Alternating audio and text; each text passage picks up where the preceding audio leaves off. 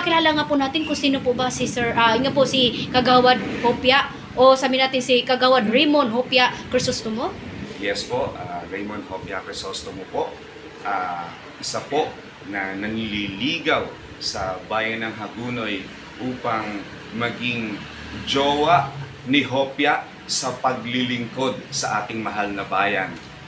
Si Raymond Hopia Crisostomo ay taga San Juan, may pamilya, may 3 anak, at tayo po ay meron din pong sariling hanap buhay. Maliit na negosyo, kagaya po na sinabi ng iba, si Raymond Hopia lamang po ang totoong nakakaramdam daw po at nakakapisil ng masa dahil si Raymond po ay marunong magmasa, sabi nga po nila.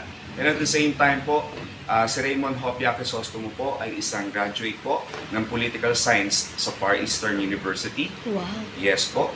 Naging tripulante rin po tayo. OFW po tayo for 12 years. Kaya po, sabi nga po nila, nag-hibernate daw ako ng ilang taon. Pero ngayon po, na narito na po ulit si Raymond Hopia Crisostomo, ay itutuloy-tuloy na po natin yung paglilingkod po na naudlot nung nawala po ang aking father na si Pedro Pedring Hopia Crisostomo. And at the same time po, gusto ko rin po sana sa kanilang ipakilala na si Raymond Hopia po ay isang tagapagsulong ng sining. Alagad po tayo ng sining. Yes po. Kultura, musika, at theater arts po tayo. At magandang bagay na maaari po nating gawin habang tayo po ay nandoon sa posisyon na kung saan tayo po ay pagtitiwalaan po ng tao. Ito po ay ating gagawin para po mas mapabuti pa po natin ang serbisyo publiko na dapat po na nalalaan po sa ating mga mahal na kababayan dito sa bayan ng Hagonoy. Uunahin po natin unang-una yung mga nasa laylayan po para maramdaman po nila yung serbisyo na deserve po nila. Alright, okay. So, kung nanonood po ngayon kung si ang ating minamahal na mga kababayan dito po sa bayan ng Hagonoy, ano po ang inyong magandang misahe na ipahatid sa kanila na kayo po ay mahalin, subukan, maglingkod sa ating bayan ng Hagonoy?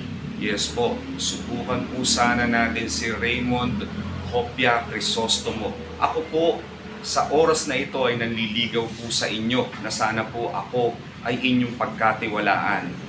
Alam niyo po, tatanungin ko po kayo, ako po, si Raymond Hopia Crisostomo, ay nagnanais na maging jowa kayong lahat ni Raymond Hopia Crisostomo sa paglilingkod.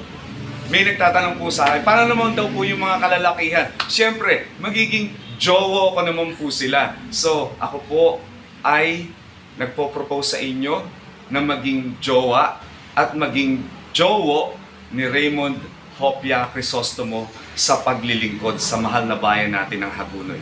Sana po ako ay inyong sagutin. Sana po ako ay bigyan ninyo ng inyong matamis na oo, at sana po ako po ay inyong pagkakatiwalaan. Alam niyo po, kung mangyayari po ito, sinasabi ko po sa inyo, ang taos-pusong paglilingkod na gagawin ko po sa ating mahal na bayan ng Hagonoy.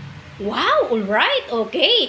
So yan po ang nakapanayan po natin ngayon ng aspirant konsihal ng bayan dito po sa bayan ng Hagonoy, Bulacan. Kasalukuyan siya po ay barangay Kagawa dito naman po sa barangay San Juan, Hagonoy, Bulacan. Magandang araw po mga kaprehas. Lay Castro po ng Parehas News. Ingat po kay Kunsi, your family. God bless us all.